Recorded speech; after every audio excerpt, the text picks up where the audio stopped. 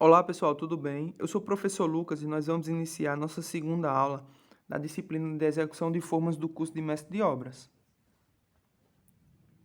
Nesta aula nós vamos abordar os seguintes conteúdos.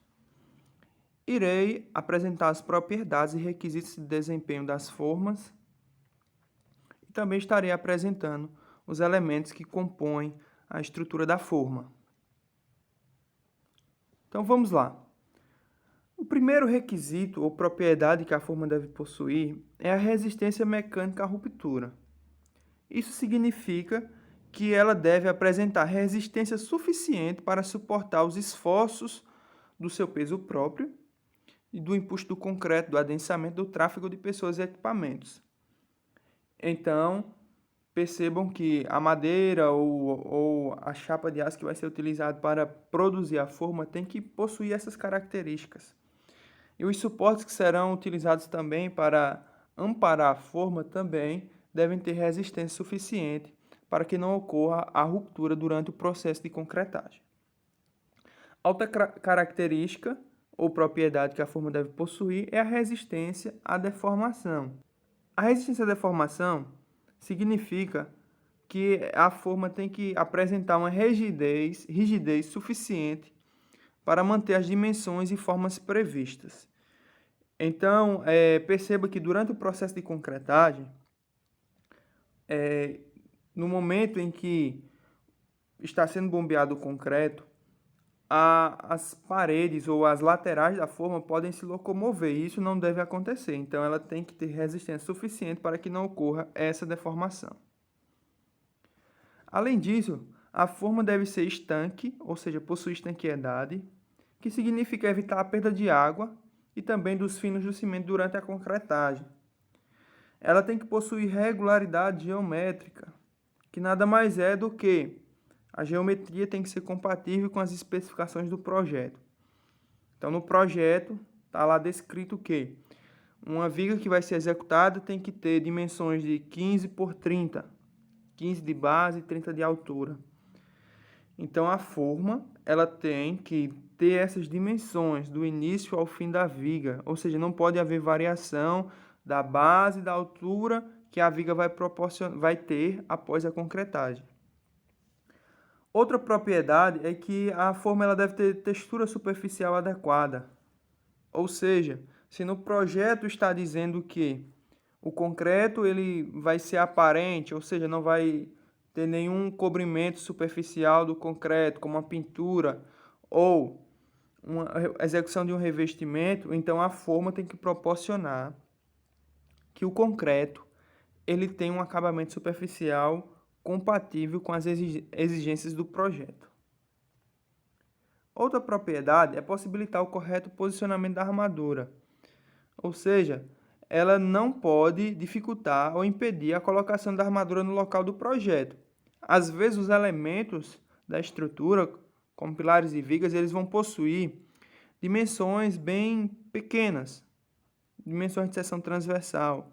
E aí, possa ser que depois que a forma seja montada, acabe dificultando ou impedindo que uma armadura seja colocada no interior dela para que ocorra a concretagem. Então tem que tomar muito cuidado com isso.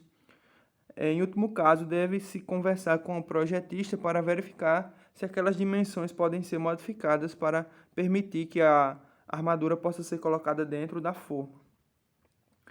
Além disso, as formas elas devem possuir baixa aderência ao concreto, ou seja, a fim de facilitar os procedimentos de desforma sem danificar a superfície do concreto. Então, após a completa secagem e cura do concreto, é necessário remover essa forma.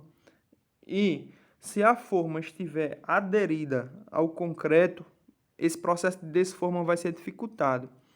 Em alguns casos, é recomendado utilizar um desmoldante para que não haja aderência do concreto às formas. Além disso, as formas não devem influenciar as características do concreto, ou seja, não deve absorver a água que está sendo utilizada para a hidratação do cimento contido no concreto, e também o desmoldante que for utilizado, ele não deve, de forma alguma, afetar a superfície das estruturas de concreto e nem reagir com os materiais que são utilizados na produção do concreto. Além do mais, as formas devem produzir economia e está relacionado aos danos provocados durante a desforma. Então, recomenda-se que as formas elas devem, de certa forma, serem produzidas e confeccionadas de modo que elas facilitem o processo de desformas, além do que, durante esse processo de desforma, elas sejam removidas com o máximo de cuidado possível para que posteriormente elas sejam reutilizadas.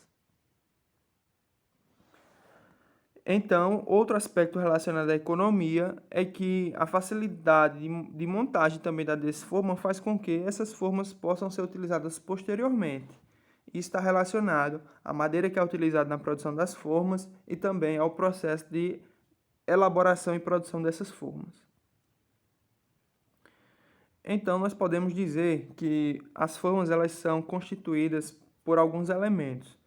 O primeiro deles é o molde, que é utilizado justamente para conter o concreto no estado fresco. Nós temos também a estrutura do molde, que vai dar suporte a esse molde, permitindo que ele tenha resistência suficiente para conter esse concreto.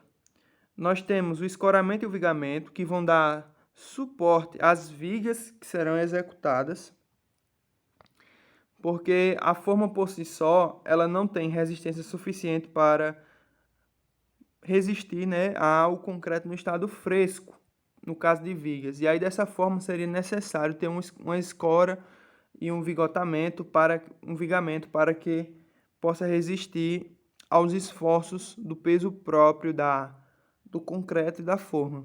E além disso, nós temos as peças acessórias. Vamos ver cada um desses elementos agora. O molde é o elemento que entra em contato direto com o concreto, definindo o formato, a textura para a peça durante o projeto. Então, nós vemos nessas imagens, justamente, que o molde é o que vai permitir que aquele concreto tenha a forma requerida no projeto. Além do molde, nós temos a estrutura do molde, que é o que vai dar sustentação e travamento ao molde. Então, essa estrutura ela é destinada a enrijecer o molde, garantindo que a forma ela não se deforme quando os esforços originados das atividades de armação e concretagem eles venham a acontecer. Então, comumente, nós dizemos que corresponde às estruturas do molde as gravatas e os sarrafos acoplados aos painéis, como nós podemos ver nessa imagem. Então, perceba nessa imagem que verticalmente nós estamos vendo pedaços, né, de madeira que são colocados na lateral do molde e eles fazem com que o molde tenha uma resistência maior. Além disso, nós temos os escoramentos e os vigamentos, que é o que dá apoio à estrutura da forma. Então, é um elemento destinado a transmitir os esforços da estrutura do molde para algum ponto de suporte no solo ou na própria estrutura de concreto. Quando se fala na própria estrutura de concreto, significa, por exemplo, está relacionado, por exemplo, a edifícios de múltiplos pavimentos. Então, quando você vai construir a laje de um terceiro pavimento, a forma ela vai estar apoiada no segundo pavimento e assim sucessivamente. Então, geralmente, o que constitui o escoramento e o vigamento são as guias, longarinas, pontaletes e pé direito. Então, nós podemos ver nessa imagem justamente cada um desses elementos. Nós vemos as guias, as longarinas, os pontaletes e os pés direito, que fazem justamente que proporcionam, na realidade, o apoio à estrutura da forma. Além disso, nós temos os acessórios, que são os componentes utilizados para nivelamento, prumo e locação das peças. E geralmente eles são constituídos por aprumadores, sarrafos de pé de pilar, cunhas e moscas. Os aprumadores são essas madeiras na parte inferior da forma, embaixo da forma, assim como as cunhas. O sarrafo pé de pilar são essas barras inclinadas que fazem com que o pilar ele possa estar na sua posição correta, na verticalidade. E as moscas são justamente pedaços de madeira que são fixados na laje durante a concretagem para permitir que os sarrafos, pé de pilar e os aprumadores possam ser fixados na forma. Essas foram as referências adotadas para a elaboração dessa aula e até a próxima.